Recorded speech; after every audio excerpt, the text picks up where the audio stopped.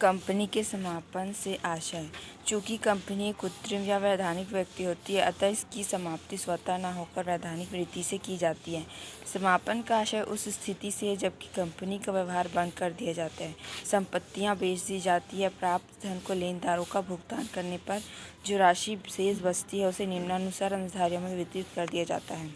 यदि कंपनी के पास समापन के समय इतनी धनराशि भी नहीं होती कि वह लेनदारों का भी भुगतान कर दे, तो ऐसी स्थिति में कंपनी अपने अंशधारियों से उनके दायित्वों के अनुसार रकम मांगती है। संक्षेप में, कंपनी के समापन से आशय उस वैधानिक रीति से है जिसके द्वारा एक कंपनी का अंत हो जाता है।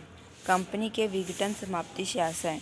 कंपनी के विघटन से आशय कंपनी का व्यापार भंग होने के कारण ऐसी समाप्ति से है जिसमें कंपनी का अस्तित्व पूर्ण रूप से समाप्त हो जाता है।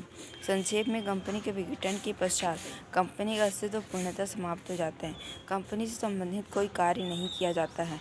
कंपनी के निस्तारक का अस्तित्व भी समाप्त हो जाता है। ऋणों का प्रमाणन नहीं होता क्योंकि कंपनी का अस्तित्व ही समाप्त हो जाता है।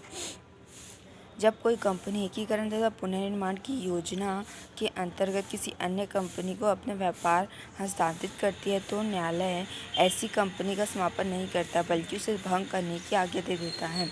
कंपनी के समापन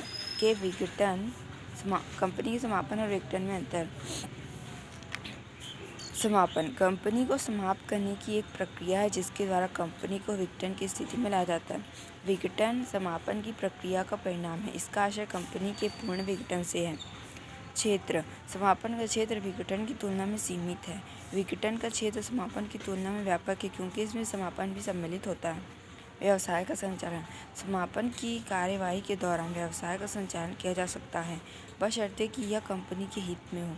चूँकि विघटन के बाद कंपनी का अस्तित्व ही समाप्त हो जाता है, अतः बाद में व्यवसाय में संचालन का प्रश्न ही नहीं उठता।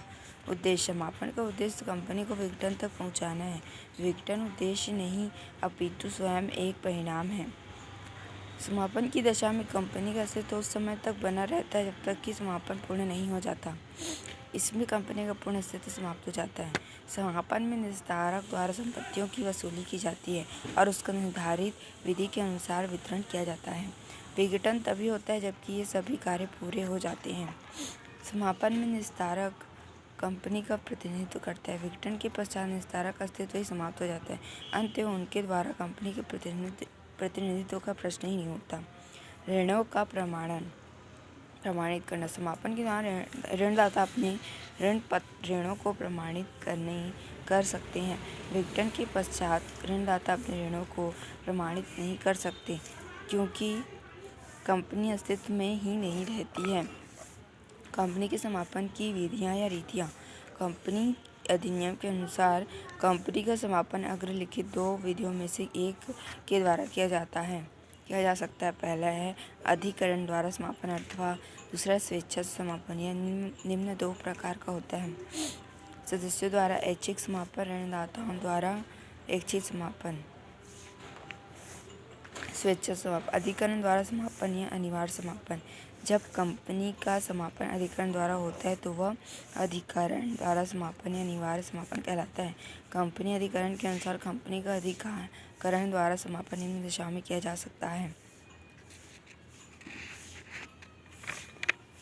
समापन। जब कंपनी का समापन अनुबंध में विशेष प्रस्ताव पारित करे।